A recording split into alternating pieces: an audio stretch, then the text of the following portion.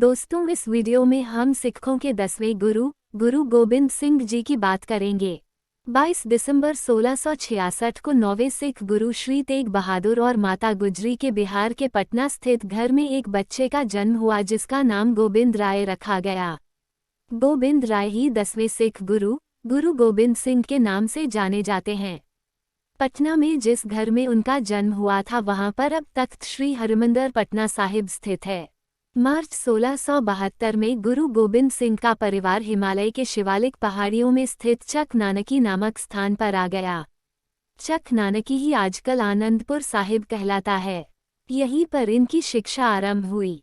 उन्होंने फारसी, संस्कृत और सैन्य कौशल की शिक्षा ली।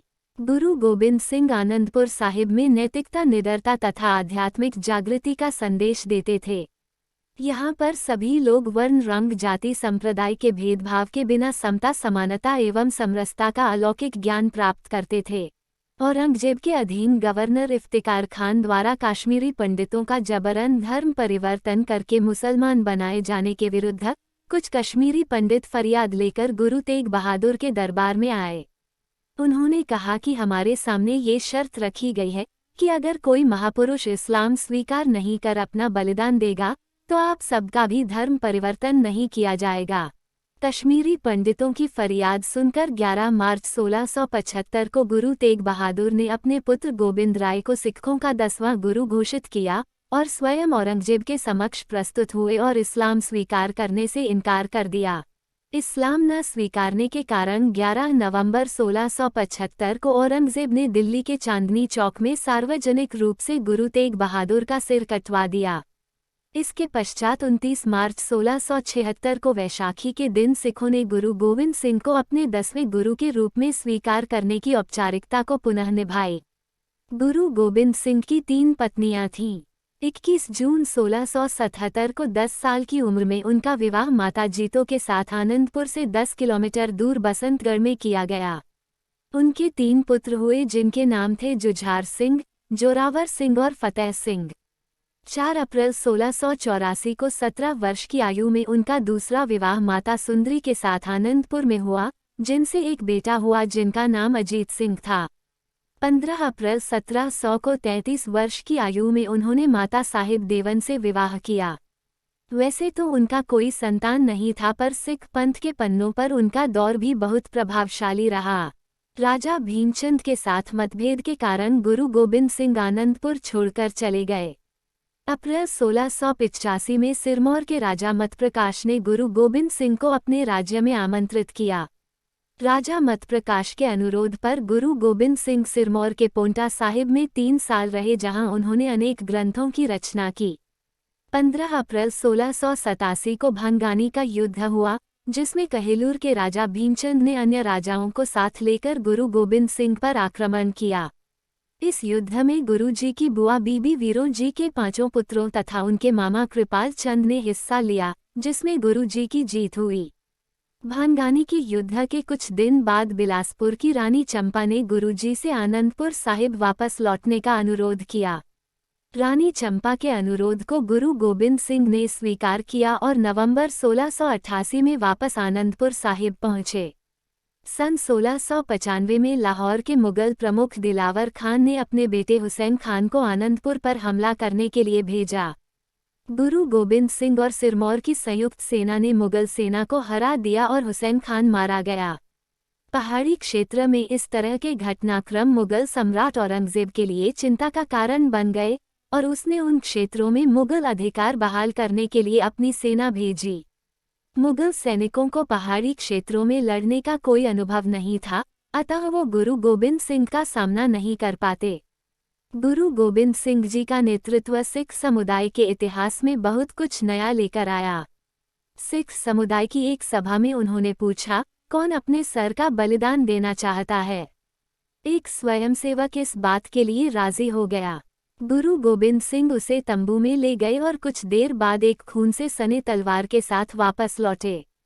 वही सवाल गुरु गोबिंद सिंह ने और 4 बार पूछा और हर बार वो राजी व्यक्ति को तंबू में ले जाते और खून से सने तलवार के साथ वापस लौटते।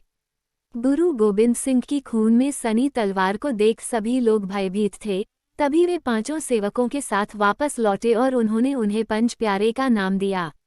गुरु गोबिंद सिंह ने पानी और पताशे का घोल बनाया जिसे अमृत का नाम दिया और पांचों को पिलाया। इन्हीं 5 लोगों से गुरु गोबिंद सिंह ने खालसा पंथ की स्थापना की, जिनका काम था और भी लोगों को इस पंथ से जोड़ना। पहले 5 खालसा बनने के बाद सिखों ने गुरु गोबिंद सिंह को 6वां खालसा का नाम दिया, जिसके बाद ही उनका नाम गुरु गोबिंद राय से गुरु गोबिंद सिंह रखा गया। गुरु गोबिंद सिंह ने खालसा के अनुयायियों के लिए पंच ककार अर्थात केश, कंधा, कड़ा, कृपान और कच्चेरा यानी कच्छा अनिवार्य किया। इस तरह 30 मार्च 1699 को बैसाखी के दिन उन्होंने खालसा पंथ की स्थापना की, जो सिखों के इतिहास का सबसे महत्वपूर्ण दिन माना जाता है। गुरु गोबिंद सिंह जाति प्रथा को बहुत ही हेय दृष्टि से देखते थे, जिसका सबसे बड़ा उदाहरण उनके पंच प्यारे थे।